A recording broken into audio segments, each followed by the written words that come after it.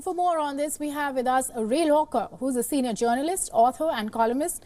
Mr. Ray Locker, after Colorado, Donald Trump disqualified from Maine's primary ballot. Seems like a rough road ahead for him and, for Trump in the 2024 U.S. presidential elections. I want you to tell us what happens next.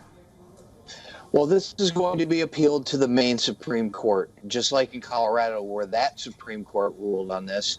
These judges, many of them who have been appointed by a former Republican governor, will determine his eligibility for the March 5th primary ballot.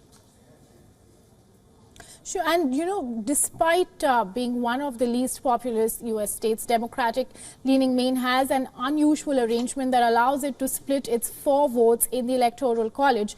What effect can this have on Trump's campaign? Well, if Trump is the nominee, he has a chance to win one of the 2 congressional districts in Maine. He's won one before. So it's possible he could pick up an electoral vote from Maine in the November election if he is the nominee. And according to opinion polls, Mr. Locker, in the contest for the Republican nomination in 2024, he's far ahead of the pack. What are your comments on this? Well, it's disappointing when you look at it because none of his opponents, with the exception of former New Jersey Governor Chris Christie, are willing to take on Trump head on. If this was any other campaign, his opponents would be saying, the guy's a criminal. He shouldn't be your nominee. But they're afraid to say that because of his cult-like status with so many other voters.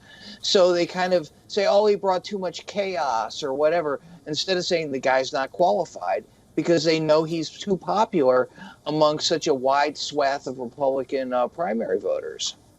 All right.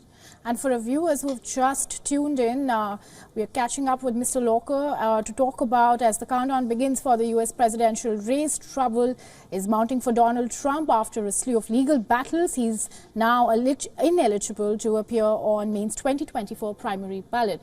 But thank you so much, Mr. Locker, for joining us and giving us all those insights.